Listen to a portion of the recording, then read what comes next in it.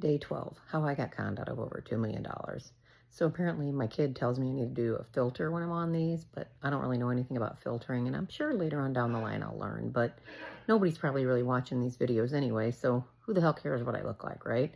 I mean, this is me, and I look like a hot mess. I used to look better, but the stress really ages you, right? So at this point in my life, or at this point in the story, I'm about 40,000 in, I think it was, something like that. And she's telling me, and by the way, we're coming into the fall of 2021 at this point, and she's telling me that, it's been 2 years now, and we're going to be able to travel soon because, the COVID restrictions are lifted, and we're going to be able to take these trips, but we need to put in another 1,600 and then another 1,600 in, I don't know what, fees, something like that, for not yet booking, or so that we can add to the balance to keep the account active, something like that. So of course, I really have no choice, and I have to give her the money. And of course, I'm running out of money at this point, at least running out of money that's really disposable. So suddenly I have to start taking it out of the college fund that I saved for my child.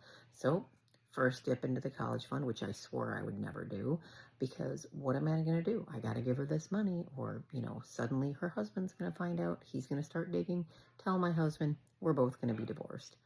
So here's how I start dipping into my kids' college fund.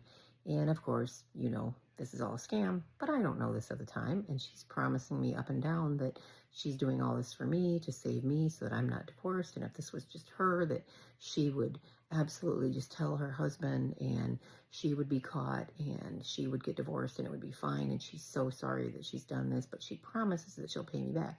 And again, she's the #1 salesperson at our company, so she's making like 110, 120,000 a year at this time. I don't know. In the end, I mean, I know she was making over 140. So just keep watching and see how much crazier it gets from here.